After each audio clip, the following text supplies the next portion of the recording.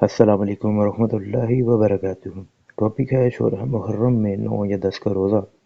حدیث حضرت ابن عباس رضی اللہ عنہ بیان کرتے ہیں، نبی صلی اللہ علیہ وسلم کو اس دن یوم عاشوراء اور اس ماہ یعنی ماہ رمضان کے روزے کے سوا کسی اور دن کسی اور ماہ کے روزے کا اہتمام کرتے ہوئے نہیں دیکھا۔ آپ نے اس عاشوراء کے دن کو باقی ایام پر فضیلت دی۔ اسی طرح ابو قتادہ رضی اللہ عنہ کے حدیث میں بھی کہ یوم عرفہ 9 ذی الحجہ کے روزے کے بارے میں اللہ تعالیٰ امید کرتا ہوں کہ وہ سابقہ آئندہ سالوں کے گناہ مٹا دے گا، اور یوم عاشوراء کے روزے کے بارے میں اللہ سے امید کرتا ہوں کہ وہ سابقہ سال کے گناہ مٹا دے گا۔ اسی طرح اس سے اگلی حدیث ابن عباس سے کہ اللہ نے اس روز موسیٰ علیہ السلام کی قوم کو نجات دی جبکہ فرعون اور اس کی قوم کو غرق کیا، تو موسیٰ علیہ السلام نے شکر کے طور پر اس دن روزہ رکھا، تو نبی صلی اللہ علیہ وسلم نے کہا کہ ہم بھی اس روز روزہ رکھیں گے، ٹھیک ہے۔ تو اس کے بعد رسول اللہ صلی اللہ علیہ وسلم نے اس روز کا روزہ رکھا اور اس کا روزہ رکھنے کا حکم فرمایا۔ اس سے اگلی حدیث بھی عبداللہ بن ابن عباس سے کہ رسول اللہ صلی اللہ علیہ وسلم نے 10ویں تاریخ کو عاشوراء کا روزہ رکھنے کا حکم دیا تھا۔ اسی میں امام ترمذی کی کمنٹ میں آتا ہے کہ ابن عباس سے مروی کہ 9ویں اور 10ویں دن کا روزہ رکھو اور یہودیوں کی مخالفت کرو۔ اسی طرح اس سے اگلی حدیث میں بھی کہ عاشوراء کا دن اور اس رمضان کے مہینے کے اور کسی دن کو دوسرے دنوں پر افضل جان کر خاص طور سے قصد کر کے روزہ رکھتے نہیں دیکھا۔ اسی طرح اگلی حدیث میں بھی کہ اگر میں آئندہ سال تک زندہ رہا تو میں 9ویں محرم کا بھی روزہ رکھوں گا۔ کیوں رکھوں گا؟ یہودیوں نصاروں کی مخالفت میں۔ اسی طرح اس سے اگلی حدیث میں اسی کا آگے والا حصہ ہے کہ اگلے سال نہ آیا کہ رسول صلی اللہ علیہ وسلم کی وفات ہو گئی۔ اس سے اگلی حدیث میں بھی اسی طرح کہ خطرے کے پیش نظر فرمایا کہ عاشوراء کا روزہ چھوٹ نہ جائے، ٹھیک ہے۔ اس سے پتہ لگا کہ 9 اور 10 محرم کا نفلی روزہ وہ رکھنا چاہیے۔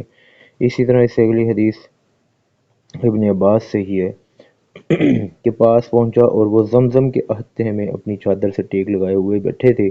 میں نے ان سے کہا مجھے عاشوراء کے روزے کے بارے میں بتائیے، تو انہوں نے کہا جب محرم کا چاند دیکھ لو تو دن شمار کرو اور 9ویں دن کی صبح روزے کی حالت میں کرو، ٹھیک ہے۔ یہاں سے عاشوراء کے روزے کا آغاز ہوگا، یعنی آپ کا ارادہ یہی تھا کہ حالت نہ ہوئی تو اس پر عمل فرماتے۔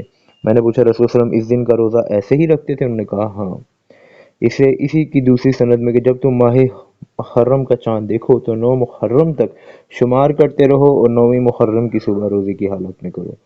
اس سے اگلی حدیث جابر رضی اللہ عنہ سے کہ رسول اللہ صلی اللہ علیہ وسلم یوم عاشوراء کا روزہ رکھنے کا ہمیں حکم فرمایا کرتے تھے، اس کی ہمیں ترغیب دیا کرتے تھے اور اس متعلق ہمیں نصیحت فرمایا کرتے تھے، مگر جب رمضان فرض کیا گیا تو آپ نے اس کے متعلق ہمیں حکم فرمایا، نہ منع کیا اور نہ ہی ہمیں اس کے متعلق نصیحت فرمائی۔ اسی طرح ابو قتادہ کی حدیث میں کہ عاشوراء کے دن کا روزہ 1 سال پہلے کے گناہ مٹا دیتا ہے، ٹھیک ہے۔ اسی طرح اس سے اگلی حدیث میں بھی کہ رمضان کے بعد اللہ کے مہینے محرم کا روزہ بہترین روزہ ہے۔ اسی طرح ابو موسیٰ کی حدیث میں بھی کہ عاشوراء کا دن یہودی عید کا دن سمجھتے تھے۔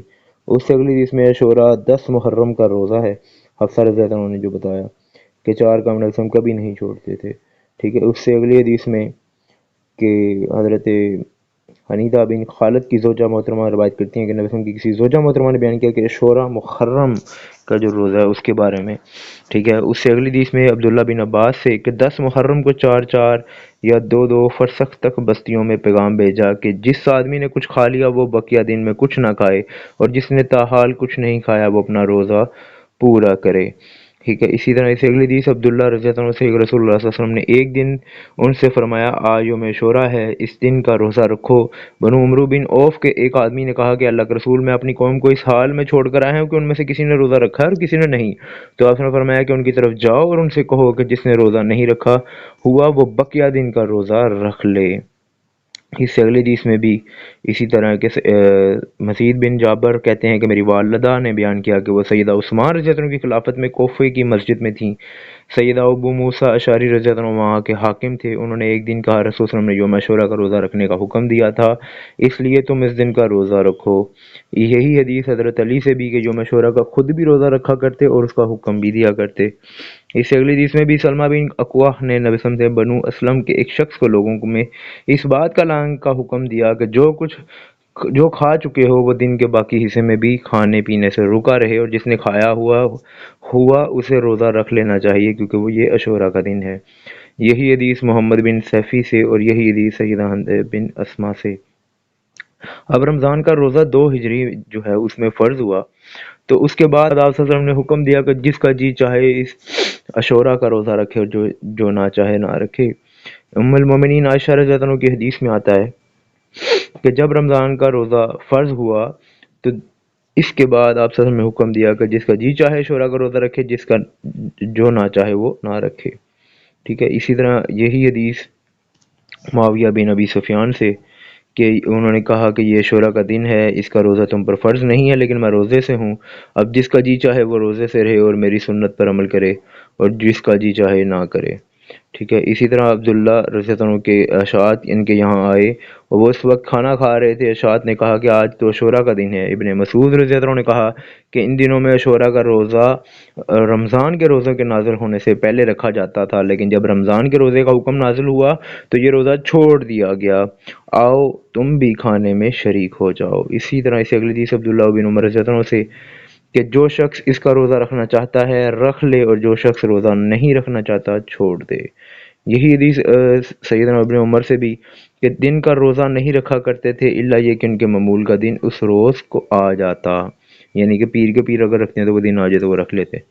اسی طرح قیس بن سعد بن عبادہ سے مروی کہ ہم مشورہ 10 محرم الحرام کا روزہ رکھتے تھے اور صدقہ فطر ادا کیا کرتے تھے۔ جب رمضان المبارک کے روزے اور زکوٰۃ کی فرضیت نازل ہوئی تو نہ ہمیں اس کا نیا حکم دیا گیا نہ اس سے روکا گیا، ویسے ہم یہ کام کرتے تھے، یعنی کہ نفلی طور پہ وہ روزے رکھ لیا کرتے تھے لیکن اس کو اپنے اوپر فرض نہیں بنایا جب رمضان کے روزے فرض ہو گئے تھے۔